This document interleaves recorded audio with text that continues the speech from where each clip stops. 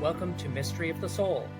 I'm your co-host Leo, a psychic medium, a Reiki master, an EFT tapping practitioner, and a shaman.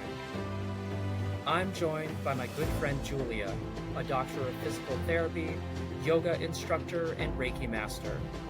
Our podcast explores the depth of the soul, the spiritual, and the supernatural.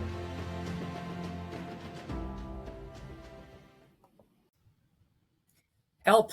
My child is afraid of the dark. Hi guys, I'm Leo. I'm your co-host to Mystery of the Soul podcast. I'm a psychic medium, a Reiki master, an EFT practitioner, and a shaman. Thank you for joining me. Don't forget, take a minute, subscribe, and follow wherever you're following us. And today's topic, I want to talk about our children, and even if we think back to ourselves as a child, we were, or they are now, afraid of the dark. Where does that come from? A lot of the fear comes from, the media, our upbringing as far as like maybe the fears our parents might have had growing up, just exposure to certain things in our environment. If you think back, when I was even a kid, I can remember being terrified from the dark.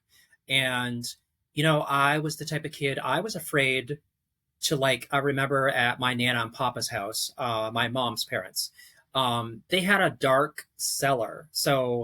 And it was kind of like the door to go down cellar was kind of creepy and it was dark down there. And so they had the washing machine down there and the dryer. So that's where they did, washing their clothes. My papa had like a workshop down there that he did some work with.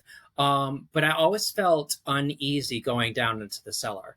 And so oftentimes I would be afraid to go down in the cellar by myself. So I would want my mom or dad to go down with me, or, I would be kind of holding my breath trying to go down. I would want to make sure that I turned the light on before I went down so I could see and anticipate what am I going to run into. Even though there may not have been anything right there, I felt a lot of stuff coming at me that was overwhelming in energy.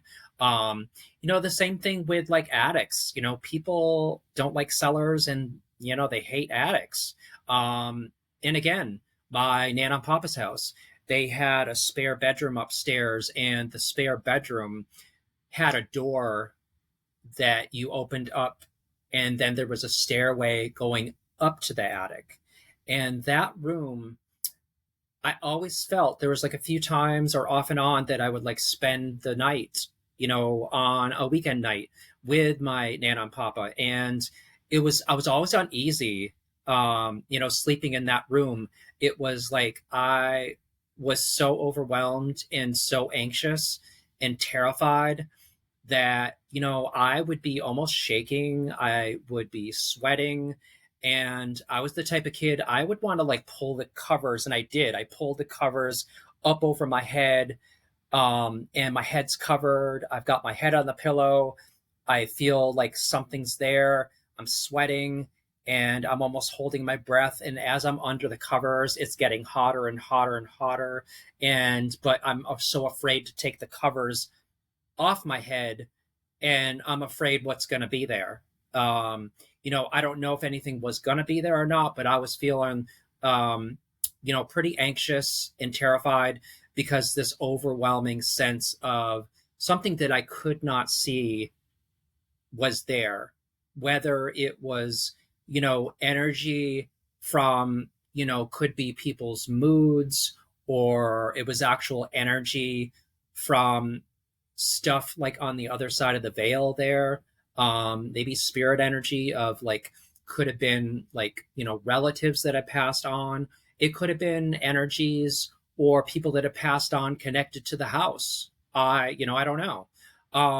So anyway, why I'm doing this episode today is to kind of just bring the attention to, and acknowledge being afraid of the dark is a thing that we, a lot of times dealt with as a kid growing up. And as parents, as we become parents, and our kids get older, they, learn fear. And, we may instill that fear in them from our own phobias and fears. Or, they could be scared of something, that frightens them from seeing something happen. But oftentimes, you know, when we're born, we're kind of born with a sensitivity. And, you may have heard the term like highly sensitive people or empaths. And our radar and our barometer, with our almost like our extrasensory perception of something that we can't see or touch or hear necessarily with our physical senses, we have like this knowing that we can kind of like sense something outside of that realm. And it creates that fear because it's unknown. And so, many times, often parents struggle as their kids are growing up, from, toddlers to a little bit older. I know for myself, it was like the 7 to 10 range where I was kind of old enough to kind of understand things. And I actually slept with a nightlight for many years just because, I needed a little bit of light in the darkness to kind of feel a little safer. Um, so, a lot of parents have trouble, getting their kids to bed at night. And, parents often get frustrated because, they feel like, oh, there's nothing to be afraid of, or, why are you worrying about this? And I just can't get them settled down. And, maybe it's other reasons. Maybe they're hungry, or if they're, an infant or toddler, okay, maybe they need a diaper change. Or it's the temperature. Maybe they're feeling cold or hot. But maybe it's none of those things. And maybe they're actually picking up on things that we can't actually see or hear with our physical senses.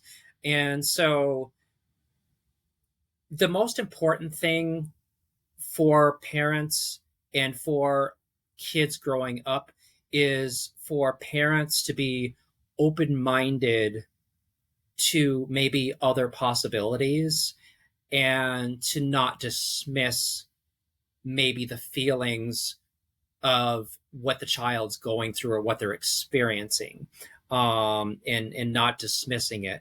So the best thing, I would have loved, because, I felt, even growing up as a kid, I felt a little self conscious of even saying why I was scared. And so a lot of times, like, your kids may be experiencing that as well. They're afraid to talk about it, or they're afraid, maybe they're going to be embarrassed to talk about it because, like, as kids get older, um, they don't want the stigma of being like a scaredy cat or being afraid of the dark. Um, but what a lot of kids don't get is they don't get the acknowledgement of like what they're feeling and experiencing. And it's kind of like the same thing is, if, let's say, I'll give you the example, if, you know let's say the kid is going outside in the summertime, and they're maybe wearing too much clothing and they're overheating. You want to kind of acknowledge that, okay, maybe we need to put some more, maybe more summer clothes on you, and maybe take the long pants off and put some shorts on. Or, instead of the long sleeve shirt, maybe you need a short sleeve shirt. And the same thing on the other end of it too, like in the wintertime.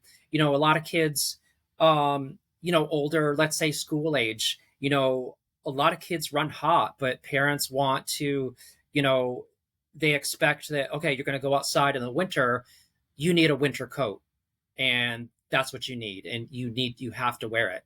But there's a lot of kids that just run warm, and they get outside and they are like overheating because just their body's temperature regulation works differently than ours. And so they kind of whip off the coat, and they're just not wearing the coat.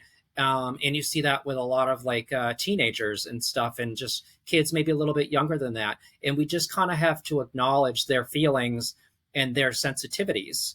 Um, so, you know, through my Reiki training, I've learned a lot and learned to kind of acknowledge a lot of things that we can't either physically see, hear, touch, feel, etc. And what I've learned, through that process in my later years as an adult, I can look back and realize, like, okay, I was actually growing up, I was a highly sensitive kid, and I was feeling things that maybe now I can kind of acknowledge, yeah, maybe it was something other than, something that I could pick up on my physical senses. But I feel like now I don't need to dismiss it, or I don't need to feel guilty about how I felt back then. And so I've learned a lot. And with working with the Reiki energy that I work with, the Holy Fire Reiki, um, I've worked with it enough that, as I developed as a Reiki practitioner, um, when you work with energy, you have to work with your own boundaries and, barriers that you set intentionally, just like physically in the world.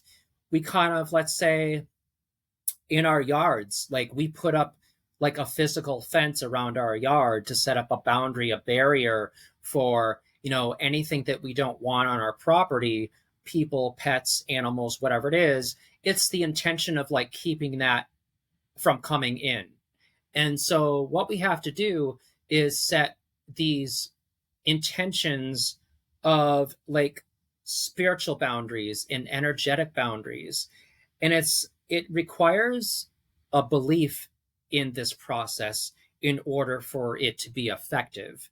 And so it's kind of like trusting that, you know, when I'm in, let's say, a car, and I'm either driving my car or I'm a passenger riding in the car, like I'm getting from point A to B in this container, this vehicle that is kind of protecting me on my path from going to position A to destination B.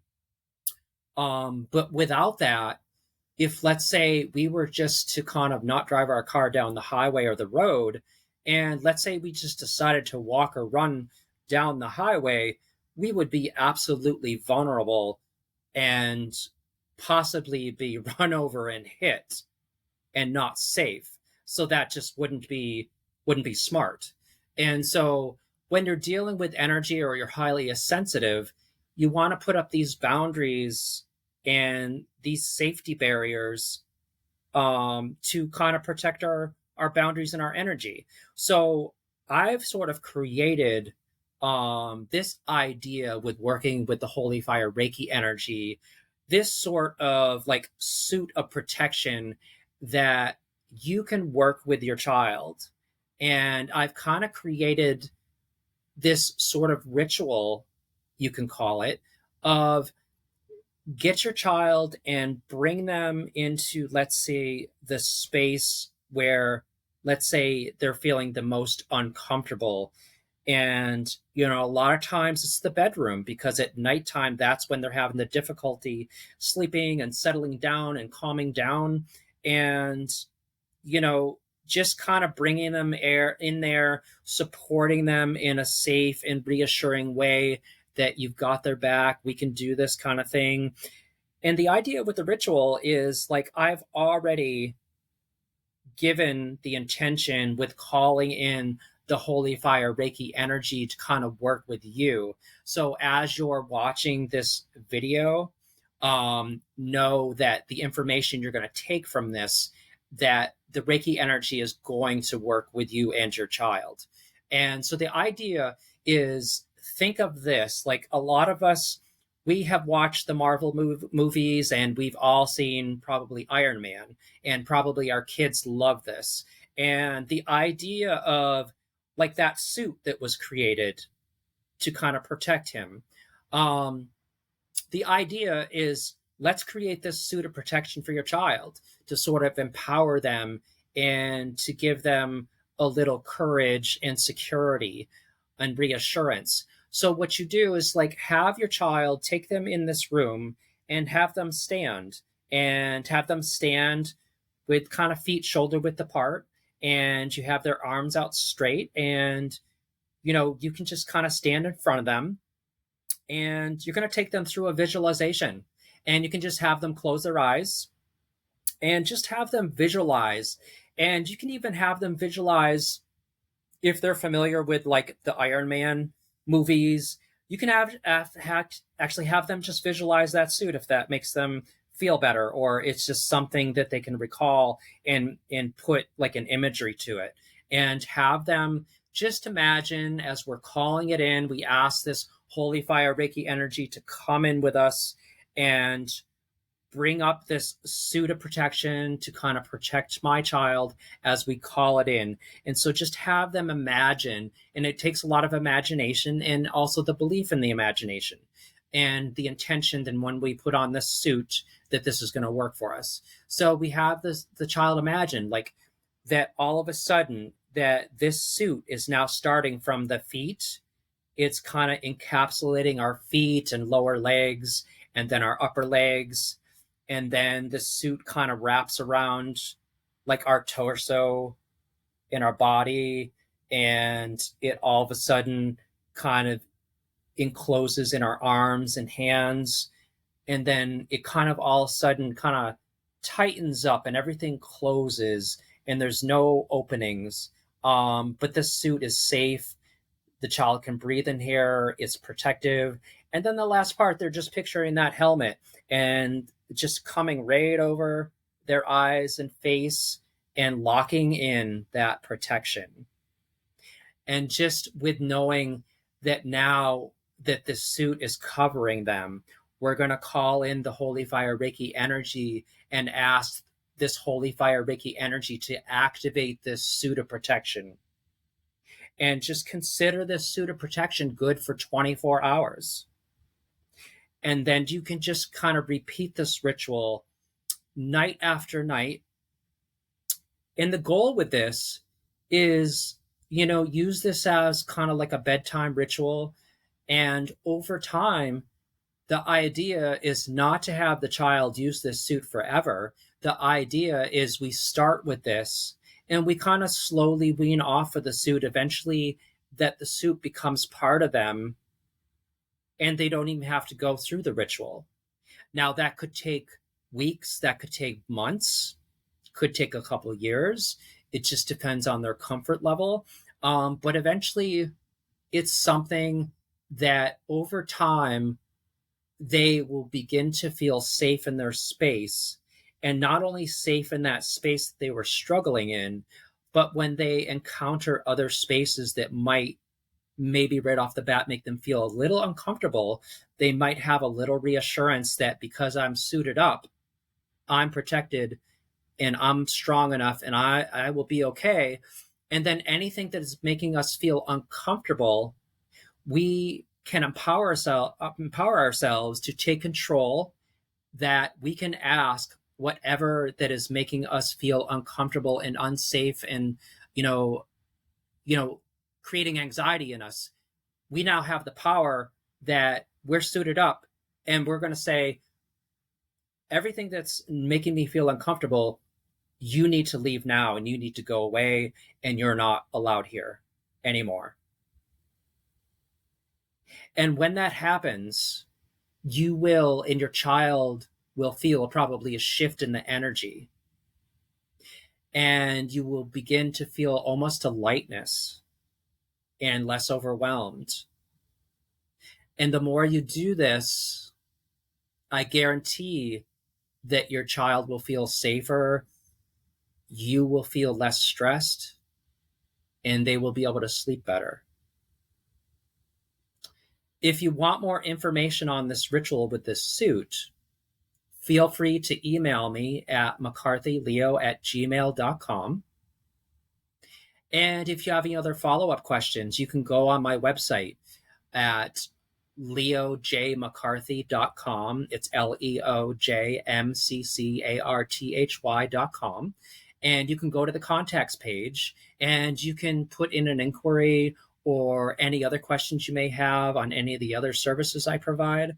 But It's as simple as that, guys. It's all about taking back control.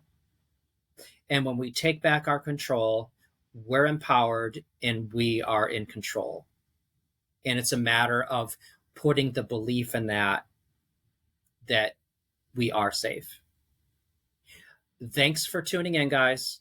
Stay tuned for more episodes to come. Thank you. Thank you for listening to Mystery of the Soul. Be sure to subscribe so you never miss an episode. If you have a question, topic suggestion, or just want to say hi, we'd love to hear from you. You can visit our website at mysteryofthesoul.com. Reach us on Instagram, email us at mysteryofthesoulpodcast@gmail.com, and if you're interested in booking a session with Leo, visit his website at leojmccarthy.com.